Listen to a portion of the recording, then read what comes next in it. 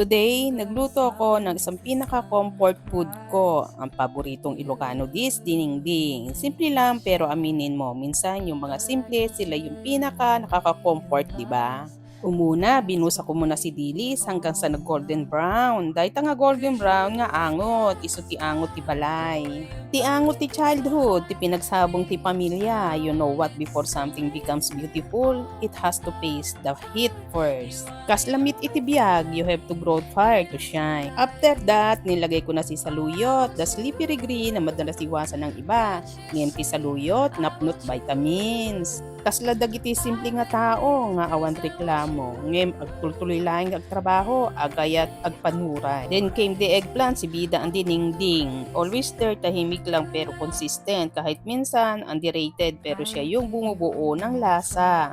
Life that person will stay kahit hindi mo na pinapansin, andyan pa rin. I added the sitaw at tigtugkin pasensyoso. Life lesson, be like sitaw, learn to bend, not break. Because life will stretch you, but it will also teach you patience. Sunod okra, ya medyo slimming, ngem napnuan ti sustansya. Minsan kasi yung mga ayaw mong hawakan, sila pa yung pinaka-healthy for your soul. At syempre siling haba kasi ano pa ang buhay kung walang konting spice, diba?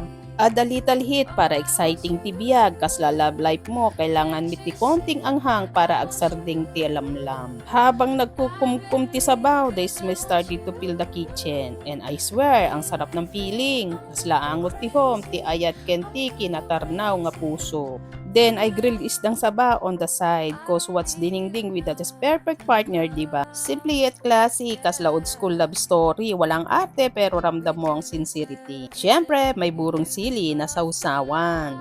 Spicy tangy at may attitude, parang ex mong bitter pero namimiss mo pa rin minsan. Admit it, life needs that kick sometimes. Life lesson, dinengdeng teaches us that you don't need to be fancy to be special. You just need to be real, balanced, and made with love. Tiraman ti biyag saan nga agatang iti presyo, ada iti puso, ken panagpatig mo iti braem. Si Kamet, kasla diningding, simple pero once na nasarapan keng katitao, di ka na malipatan. So never think you are too ordinary because to the right person, your simplicity will always taste like home. So ayan mga besi, diningding with grilled sabapis and burong sili on the side. Simple lang pero ramdam mo ang effort, ang pagmamahal at ang peace. Cause in the end, it's not about how grand the place looks, but how warm it feels inside your heart. Salamat po sa panunood mga ka-Gris TV. Huwag kalimutan i-like, i-share at mag-subscribe. Kita-kits sa susunod kong vlog. Bye-bye!